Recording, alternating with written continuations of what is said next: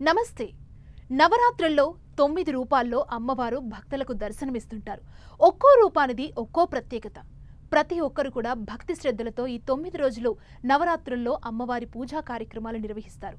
4వ రోజు అమ్మవారి పూజా కార్యక్రమాలు ఎలా చేయాలి, అమ్మవారు ఏ రూపంలో దర్శనమిస్తారో మనం తెలుసుకుందాం. మనతో పాటున్నారు ప్రముఖ ఆధ్యాత్మికవేత్త డాక్టర్ కుప్ప శ్రీనివాస శాస్త్రి గారు ఉన్నారు. గురుగారితో మాట్లాడదాం.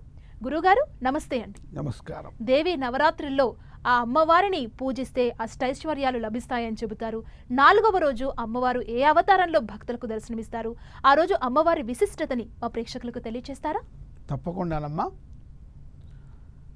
దేవీ నవరాత్రులలో 4వ రోజు ఆశ్వయుజ శుద్ధ చతుర్థి 4వ రోజుగా పరిగణింపబడుతూ ఉంటుంది. ఈ 4వ రోజు ఆ నవదుర్గాత్మిక అయినటువంటి దుర్గా పరమేశ్వరిని మనము కూష్మాండా దేవి రూపంలో ఆరాధన చెయ్యాలి. అలాగనే ఆవిడనే లలితా త్రిపుర సుందరి అని కూడా మనం ఆరాధన చేస్తాము. అంటే జగన్మాత అన్నమాట. లలిత అంటే తల్లి అని అర్థం. చూడండి, లలిత 3 అక్షరములు. ఇటు నుంచి తిరగవేస్తే త లా లి కదండి. త లి లా 3 అక్షరాలు ఉన్నాయి. ఆ లీ కింద ఈ లాని చేర్చండి, లీ అవుతుంది. తల్లి అన్నమాట. అంటే లలిత అనేటువంటి పదాన్ని తిరగవేసినట్లయితే తల్లి. కాబట్టి లలిత అంటే తల్లి. చాలా లలితముగా, చాలా సౌమనస్యంతో, సద్భావంతో, ప్రేమతో, అనుగ్రహంతో అందరినీ అనుగ్రహించేటువంటి తల్లి. త్రిపురములలో అంటే 3 లోకములలో కూడాను అంత అనుగ్రహాన్ని, దయని, కృపని కలిగినటువంటి మాతృ తల్లికి, ఒక తల్లికి సాధారణంగా లోకంలో తల్లికి తన బిడ్డ మీద మనం వెలకట్టలేనంత, తెలుసుకోలేనంత, చెప్పలేనంత ప్రేమ ఉంటుంది. ఈ ప్రపంచం మొత్తాన్ని 84 లక్షల జీవరాశులని సృష్టించినటువంటి ఆ లలితా పరమేశ్వరికి ఎంత కృప, ప్రేమ ఉంటుందో చూడండి. అందుకనే తల్లి అనే నామాన్ని లలిత తిరగవేసి ఆవిడ లలిత అనే రూపంలో ఈ 3 లోకములలో కూడాను నేను గొప్ప మాతృభావాన్ని, ఆనందాన్ని, దయని మీ మీద చూపిస్తాను అని చెప్పటం కోసమే లలితా త్రిపుర సుందరీ దేవి అనే నామాన్ని ధరించింది. ఆవిడని ఉపాసనా మార్గంలో కూష్మాండా, కూష్మాండే చతుర్థకం 4వ రోజు ఆ లలితా త్రిపుర సుందరీ దేవిని కూష్మాండా దేవి రూపంలో మనం ఆరాధించాలి.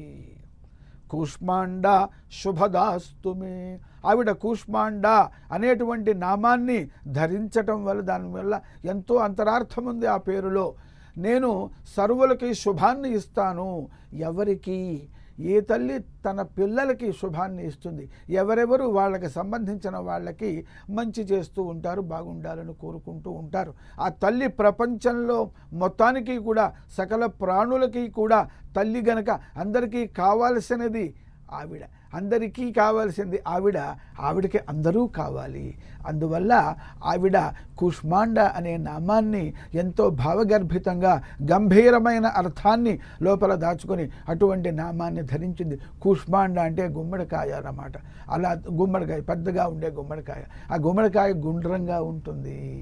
ఈ బ్రహ్మాండ గోళమునకు గుర్తు. బ్రహ్మాండ గోళము ఎలా ఉంటుంది అంటే ఆ కూష్మాండము రూపంలో ఉంటుంది. ఆ కూష్మాండంలో గుమ్మడికాయలో అనేకమైనటువంటి గింజలు ఉంటాయి. అంటే ఈ బ్రహ్మాండ గోళములో అనేకమైనటువంటి పదార్థములన్నీ కూడా ఉన్నాయి. సర్వప్రాణులు కూడా ఉన్నాయి. ఈ సర్వప్రాణులు ఆ కూష్మాండము యొక్క గర్భములో లోపల ఉన్నాయి. ఈ మొత్తాన్ని ధరించినటువంటిది ఎవరు? ఈ కూష్మాండము.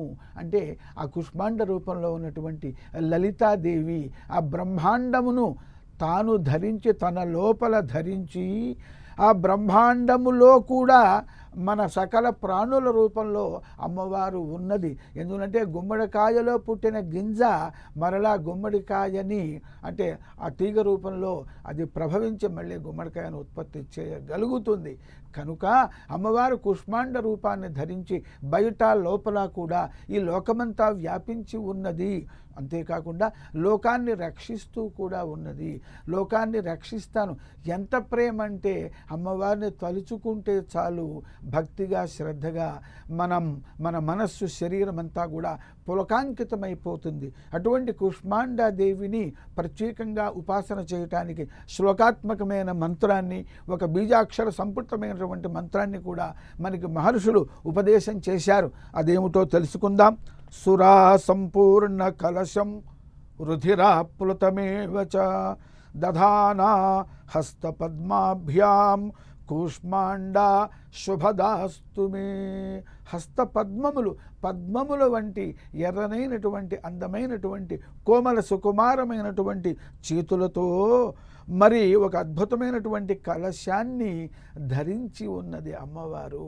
ఆ కలశములోనే సర్వము కూడా ఉన్నది. కాబట్టి మంచి వాళ్ళకి శుభమనేటువంటి పదార్థమును అందిస్తుంది. చెడ్డవాళ్ళకి అంటే దుర్మార్గులకి, లోకాన్ని పీడించేటువంటి వాళ్ళకి పనిష్మెంట్, శిక్ష అనేటువంటి దాన్ని అందిస్తుంది. అటువంటి కలశమును అమ్మవారు ధరించి ఉన్నది. ఆ అమ్మవారిని ఉపాసన చేసేటువంటి బీజాక్షర సంపుటమైనటువంటి మంత్రం ఏమిటంటే ఓం ఐం హ్రీం శ్రీం కూష్మాండాయై నమః అన్నమాట. మరి ఈ బ్రహ్మాండమంతా కూష్మాండ రూపంలో మనకు ఉదాహరణగా చెప్పారు కనుక అమ్మవారు కూష్మాండాదేవి అనేటువంటి నామమును ధరించి కూష్మాండాదేవ్యై నమః అని అనేక విధములుగా మన చేత ఉపాసింపబడుతూ ఉన్నది. అమ్మవారికి ఈ కూష్మాండాదేవికి ఇష్టమైనటువంటి నైవేద్యం ఏమిటయ్యా అంటే అల్లము కలిపి చేసినటువంటి మరి గారెలు అన్నమాట, నేతి గారెలు. మధ్యలో మళ్ళీ గారెలు అంటే మధ్యలో రంధ్రము చేస్తాము. అలా రంధ్రము చేయకుండా మరి అల్లము వేసి చేసినటువంటి ఆ యొక్క మినుప గారెలను, నేతితో వండిన గారెలను అమ్మవారికి ప్రీతి కాబట్టి అమ్మవారికి ఆ నేతి గారెలను నైవేద్యము పెట్టాలి. ఈ అమ్మవారిని మనం ప్రార్థన చేసినట్లయితే అమ్మవారి యొక్క వాహనము సింహము. మనకు కోపం వస్తే కంట్రోల్ చేసుకోలేము. కానీ అమ్మవారిని ఉపాసన చేసినటువంటి వాళ్ళకి ప్రతి వ్యక్తికి కోపం రాకుండా ఉండదు. కానీ ఆ కోపాన్ని నిగ్రహించుకునేటువంటి శక్తి కూడా కావాలి. ఆ కోపాన్ని నిగ్రహించుకునేటువంటి శక్తిని, ఆత్మవిశ్వాసాన్ని, తర్వాత శాంత స్వభావాన్ని, తన కోపమే తన శత్రువు, తన శాంతమే తనకు రక్ష, దయ చుట్టంబవు అని సుమతి శతకకారుడు చెప్పాడు. కాబట్టి కోపం అనేటువంటిది వినాశనానికి దారి తీస్తుంది. కాబట్టి ఎక్కడైతే నెగిటివ్ ఎనర్జీ ఉంటుందో కోపము, కామము, క్రోధము, లోభము అనేటువంటిది మరి అది వచ్చినప్పుడు మానవుడు కంట్రోల్ చేసుకోలేడు. అమ్మవారిని ఈ కూష్మాండాదేవిని గనక మరి ఉపాసన చేసినట్లయితే కోపాన్ని నిగ్రహించుకుని నెగిటివ్ ఎనర్జీని రిమూవ్ చేసి పాజిటివ్ ఎనర్జీని ప్రొడ్యూస్ చేసేటువంటి శక్తిని అమ్మవారు ప్రసాదిస్తుంది. అందువల్ల 4వ రోజు లలితా త్రిపుర సుందరి అనేటువంటి రూపంలో అమ్మవారిని కూష్మాండ నామముతో అర్చించి పూజించాలి. ఈ యొక్క దేవతయే కుండలిని శక్తి రూపంలో ప్రతి మానవుడికి శరీరంలో ఉన్నటువంటి వెన్నెముక స్థానములో ఉన్నటువంటి షట్చక్రముల రూపంలో, షట్చక్రములు, సప్తచక్రములు, అష్టాచక్ర, నవద్వార, ఒక గుర్తు కోసం సాధారణంగా షట్చక్రములని చెప్పారు. కానీ అనేక చక్రములు పాదాది శిరఃపర్యంతం కూడా మన శరీరంలో ఉన్నాయి. వాటిల్లో మూలాధార చక్రం అనేటువంటిది, అక్కడే ఆ యొక్క సర్వశక్తి స్వరూపిణి అయినటువంటి ప్రపంచం యొక్క సృష్టి స్థితి లయములను కలగజేసేటువంటి దేవీ స్వరూపమైనటువంటి కుండలిని శక్తి ఉన్నది. మరి మొదటి రోజు మరి ఆ అమ్మవారిని ఉపాసన చేయటం వల్ల ఆ మూలాధార చక్రంలో ఉన్నటువంటి కుండలిని శక్తి మరి ఉత్తేజితమయ్యి మనం శక్తిమంతులమవుతాము. అలాగా ఒక్కొక్క రోజు ఒక్కొక్క విధానంగా ఆ యొక్క షట్చక్ర భేదనము జరిగి మనకి శక్తి లభిస్తుంది. శక్తి వల్ల సుఖ సంతోషాలు, శాంతి సౌభాగ్యాలు కూడా కలుగుతాయి. అందువల్ల 4వ రోజు కూష్మాండాదేవిని మనం చక్కగా ఉపాసన చెయ్యాలి. ఓం కూష్మాండాదేవ్యై నమః. ఓం లలితా త్రిపుర సుందర్యై నమః. ధన్యవాదాలు గురువుగారు. శ్రీ లలితా త్రిపుర సుందరిదేవి ఆరాధన ఎలా చేయాలి, భక్తులకు ఆరాధన చేయడం వల్ల ఎన్ని శుభ పరిణామాలు జరుగుతాయో తెలియజేశారు. 4వ రోజు ఈ నవరాత్రుల్లో భక్తులకు మంచి సమాచారాన్ని అందించారు గురువుగారు. ధన్యవాదాలండి. శుభం భవతు. 4వ రోజు శ్రీ లలితా త్రిపుర సుందరిదేవిగా భక్తులకు అమ్మవారు దర్శనమిస్తారు. ఇప్పటివరకు గురువుగారు చెప్పినట్లుగా మనం విన్నాం. ఈరోజు గురువుగారు చెప్పినట్లు ఆరాధన చేయండి, శుభ ఫలితాల్ని పొందండి.